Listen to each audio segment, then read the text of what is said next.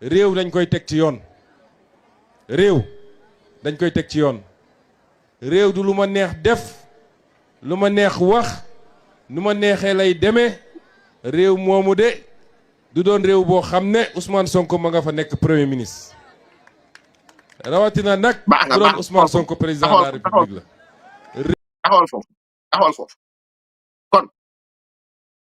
ku taxaw wax ne Macky Sall bi muy jàpp ay nit fii ci nguuram ay détenu politique la réew du la neex def lu la neex nga doon def damay def caravane de la liberté ñu tere la nga xuus jàkkaarloo ak alkaate ñu convoqué la nga ne fii laay jaar lu la neex def la ñu la waroo fee jaar nga mer ñu convoqué la nga ne doo dem wuy ji bi nga convoqué Madiambal Diagne gisoo da nga jël ay nangam sangam wóor ko traqué barki démboo Njaay duudu waan bi ngeen ko woowee gisoo leen ko xaw ma woo ngeen xaw woowu leen ko mais da ngeen dem di ko wëri ci yow ñu woo la nga ne wuy jiwuma nga am droit ñu lever sa immunité parlementaire nga ne niñ ko lever baaxul ñu convoqué la nga war a dem di amate ak di xaar nit ñi nga fenal nit ñu convoqué la nga ne demuloo di xaar donc réew dañ ko war a teg ci yoon yaa ngi doon a xam ne réew dañ ko war a teg ci yoon kon bañ fiy jàpp nit otage politique amu fi junni yi ngeen di wax dañ leen jàpp dóor leen ci kaso parce que ay réewada lañ doon def ci réew billahi wallahi taala réew dañ koy teg ci yoon oui effectivement moo tax ba nga fi nekkee di lappi-lappi ñu teg la ci yoon moo tax su ma gisee ñu naan Ousmane Sonko guerrier la Ousmane Sonko du guerrier Ousmane Sonko nangam sangam la wax leen ma yéen waa passé fan ngeen mës a gis Ousmane Sonko mobilisation boo xam ne nooy na lacrymogène dañ ko fi dóor lacrymogène mu daw waaf dugg ci biir nu mu tudd sax ngunu la beneen bi mooy dañ ko fi dóor biir bay daw ci saasi kon kii mënul taxaw naan ay nangam sangam donc réew mu am yoon moom waroo taxaw di ko wax nañ ko ne dégg nañ continuer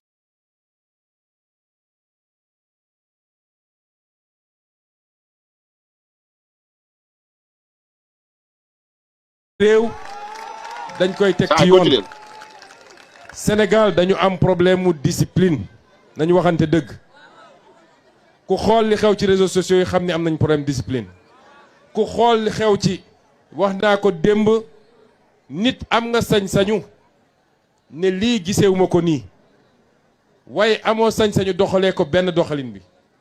réew du doxee noonu moo tax nag problème sécurité bi ni mu amee ci réew mi taxawal ñaan ku xool li xew ci réseaux sociaux bi Ousmane Sonko yaa faux tu es malhonnête yéen réseaux sociaux TikTok nan ngeen taxawee di jàngale ni ñuy defee cocktail molotov da ngeen doon taxaw laa wax di jàngal xale yi nan la ñuy defaree cocktail molotov daan taxaw di jàngal xale yi ni ñuy songee gendarmerie yow nga daan taxaw di bàqoo réseaux sociaux yi naan moom la ñu am booy di saaga kilifa diine yi di saaga Moussa Fall di saaga Antoine Diome di saaga Bokar Yàgg di saaga Macky Sall di saaga ku nekk ci àdduna bi say nit saaga nañu leen nga indi sa mafia kàcc-kàcc naan kontaan naa ci mafia kàcc-kàcc la moo newoon fépp nga am sa Xalaat TV bi nga xam ba nga faloo da nga ko jël may ko autorisation mu nekk chaîne Xalaat TV moo doon jàngal Sénégalais ci réseaux sociaux yi ñu ñuy defaree cocktail molotov yow nga nekk seen ginnaaw ñuy saaga ngay bénir nga am benn Akhenaton ci biti nga am benn Guigui ci biti nga am benn Mollah Morgun ci biti ngeen ne bokkuñu ci yéen fu ngeen dem recevoir leen ñooñu ñoo doon saaga Sëñ Mountakha ñooñu ñoo doon saaga Papa Babacar Sy Mansour ñooñu ñoo doon saaga Papa Mahi Niass ñooñu ñoo taal réew mi tey nee nga boo nekkoon président de la République wala boo nekkoon nangam Ousmane Sonko tu es trop mal placé pour parler de discipline ci réseaux sociaux tu es trop mal placé pour parler de la République et de ses institutions tu es trop mal placé tu es un contre-exemple dans une société qui se respecte. Ousmane Sonko ne devrait même pas être un chef de quartier mais aspirer pour nekk un premier ministre. Tu es un contre-exemple. Tu es en porte-à-faux avec les valeurs même qui fondent la discipline dans notre pays. Billahi wallahi tallahi dañ ko ne déglu. fépp la am nag agression yi yenn saay sax bakkan rot ci jël alalu jàmbur agression nag dafa bëri forme loolu dina dakk bu soobee yàlla. Merci. dina dakk ba mu jeex. Merci. Merci. Pourtant Antoine Diome ministre de l'Intérieur bi ngeen di songu yéen nee nga c'est pas parce que nit nanguwoo lii te da ngay def lu la neex yaa ko wax c'est pas parce que dem nga Sweet Beauté ñu jiñ la fa yàqataan c'est pas parce que dem nga suite booti ñu la fay laaj man yu bi fa dox kat moo ko moom c'est pas parce que fenal nga Mame Mbaye Niang ñu lay woo pour laaj de preuve que tu dois appeler à la résistance booy di taal station échange du jàmbur yi alalu jàmbur la yow yaa ko def ak say nit di toj ay banque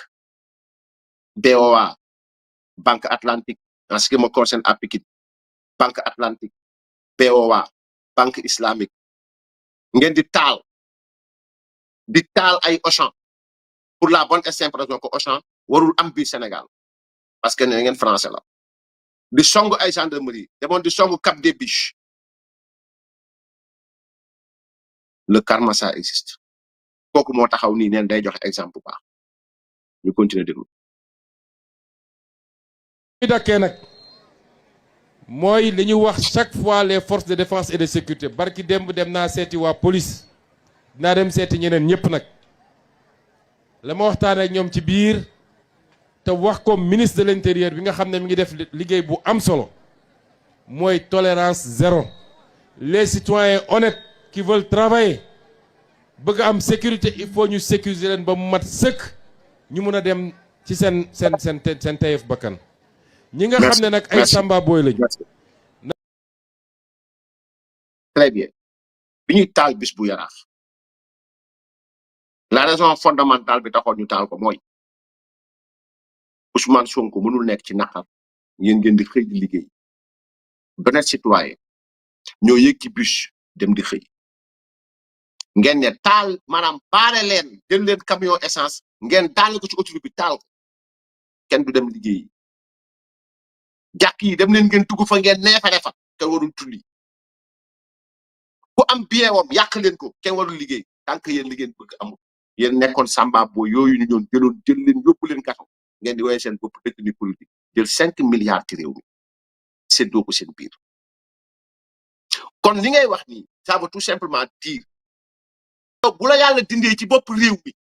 commençant par Bassirou Diomaye Faye président de la République Ousmane Sonko premier ministre Maïmouna Dièye ministre de la femme Seydi Gassama mi nga xam ne moo génnoon yéen ñi séddoo 5 milliards yëpp billahi yéen ko layoo penc parce que yéen ñi nekkoon samba boy yi doon très sénégalais ñu liggéey ci kaso bi ngeen génn sans aucune loi sans aucune condamnation sans aucun procès vous vous êtes fait votre propre procès vous êtes taillé non négligeable ci budget bi vous maanaam ngeen séddoo ko seen biir lekk alal réew mi ci ay caaxaan yàqal waa réew mi taal réew mi indi fitna ci réew mi ba par méconnaissance xaw ma lan nit ñi indi leen ci bopp réew mi ngeen jël milliards di ko séddoo ndax lan nekkoon ay samba boo yoo xam ni la ngeen bëggoon def amul dara lu ñeen tere ci réew mi xëyu leen ñu ne war a leen xëy amul kenn ku xëy bokk Pastef ñu dàq la parce que Pastef la bokk amul yéen a koy def yéen nit mooy bokk APR ngeen ne ko dàq nañu fi ngay liggéey muy port ba bii fenn fu nekk ci yéen pourtant ñooñ xam nga fan lañ dem ak yéen tribunal du travail lañ dem ak yéen jéemuñu taal jéemuñu def dara mais yéen par contre da ngeen taal réew mi yàq alalu jàmbur taal alalu jàmbur indi fitna ci réew mi say wax laa reprendre Ousmane je suis en train de reprendre tes propres propos c'est grave dañ ko déglu fi muy mujjee fi muy daan lay wax dañu xam ni bis ni ki tey ils seront traqués arrêtés traduits en justice et sanctionnés bu soobee yàlla. merci tolérance dootul am merci pourtant Ousmane bi nga déparé Ziguinchor dem Dakar caravane de la liberté sans informer l'administration territoriale sans informer l'État du Sénégal le ministre de la justice d'antan le ministre de l'intérieur d'antan Antoine Diop dafa bind arrêté mooy leen caravane bi pour ngeen def ko lii ngeen def nga ne avec ou sans autorisation da nga koy def nga départ mu am 1 mort tolérance zéro ñu traqué la on t'a pris dans la forêt ci kàppatu oto nga tëdd tu n'as jamais assumé kàppatu oto lañ la fekk nga tëdd laa wax ñu fekk ci yow PA jël PA bi jël lépp jël la yóbbu la pourtant tes partisans avaient crié que dañ la jël maanaam ci loo xam teguñu ko fenn si caravane de la liberté dañuy dem Dakar fekk ji Macky Sall bu reculé ñu fekk ko ci palais bi c'est que tu as dit Doudou Wade dafa wax insinuer benn affaire en parabole ngeen woo ko Pape Malick Ndour dafa wax benn wax ci meeting ngeen woo ko même le Ndour Faye dafa invité Madiambal Diagne ngeen ne atteinte à la sécurité de l'État yónni gendarmerie mu jëlee caméra ak lépp ngeen toj nga man ngeen jël lépp yóbbu yow tu as appelé à déloger un président élu démocratiquement un président élu à 58,26%. nga taxaw nga ne yéen ñi entraîné ngeen ba am doole kuñ ci jox ngànnaay nga dem xeexi on va le trouver au palais on va le traîner comme Samuel Doe kenn fekk jiw la ci nga dépassé caravane de la liberté Dakar Ziguinchor de dawal sa caravane ne Dakar nga jëm pour créer émeute à la succès Masra ñu jàpp la ñu ne Ousmane Sonko dañ koy xañ akam ak yelleefam tey nee nga tolérance zéro tey nee nga du internet bi du ku la neex lu mu neex nga wax tey nee nga tey jii nii du ngay am naqar lu la neex nga kaase moo tax man la tu es un mauvais donneur de leçon tu ne mérites pas d'être écouté tu ne mérites pas d'être entendu tu es un mauvais exemple pour la jeunesse de ce pays billahi ak li nga bëgg réincarner tu es un mauvais exemple pour la jeunesse de ce pays ñu dem daal ak moom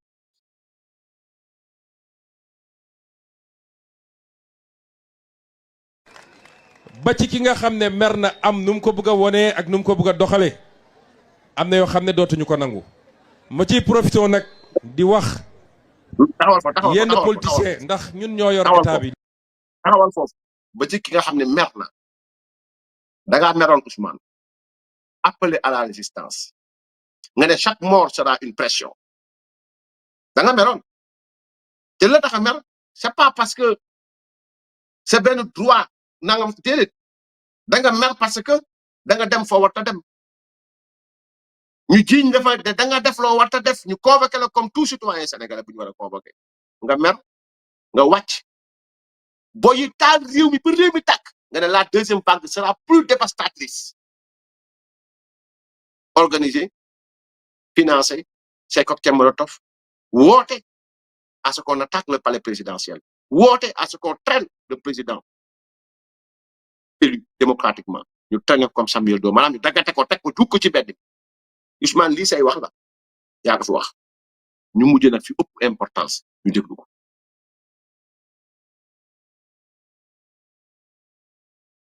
lépp xam nañ ko politiciens yi nga xam ne amuñu programme ils sont nés zéro politiquement ils ont évolué zéro politiquement ils vont finir zéro politiquement tey lu yëngu ñu dem raxas si ba ñi nga xam ne tey ñu ngay dugg ci université yi di jëkkati xaalis di ko jox xale yi yenn xale yi bokk nan leen waajal leen pour mun a taal université ba xam nañ ñi mu doon te ñoo ngi ñëw seen kaw man Ousmane Sonko